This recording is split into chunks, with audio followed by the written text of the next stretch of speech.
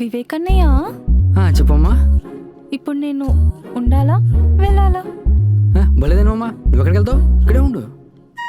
వాడేదో జోక్ చేస్తుంటే ఆయన నువ్వేంట్రా సింగిల్ టేక్ ఆర్టిస్ట్ చేతులు పట్టుకుని ఏం మాట్లాడుతున్నావు నువ్వు అసలు?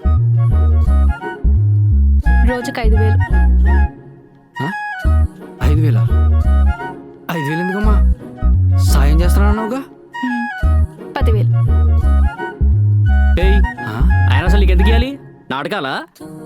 అవును, నాటకాలే. ప్రొఫెషనల్ ఎథిక్స్ గురు. అసలుకే సింగిల్ టేక్ సీత ఇక్కడ. ఆ మాత్రం ఇచ్చుకోకపోతే గిట్టుబాటు ఉండదు. చూసుకో మరి. ఇవ్వకపోతే ఏం చేస్తావే? ఎవడ్రా బాబు వీడు? మహాభారతం మొత్తం విని పాండవులు వనవాసానికి ఎందుకు వెళ్ళారు అని అడుగుతున్నాడు. అదేదో వనభోజనాలకి వెళ్ళి ఉంటారులే. ఎవడురా నువ్వు ఇంత టాలెంటెడ్ ఉన్నావు? Hey, I'm god gifted child, you know. చూడు గురు, లోపల మన పర్ఫార్మెన్స్కి ఆస్కర్ రికమెండేషన్ ఉంది. అయినా మీ అమ్మ నేనే తన కోడలని మెంటల్లీ ఫిక్స్ అయిపోయింది. అసలుకే మీ అమ్మ హెల్త్ అంతంత మాత్రంగా ఉంది. ఇలాంటి టైంలో నేను వెళ్ళిపోతే ఆ విషయం తనకు తెలిస్తే ఏమో, అది ఇంకంతా నీ ఇష్టం. నేను నిన్ను అస్సలు బలవంత పెట్టను.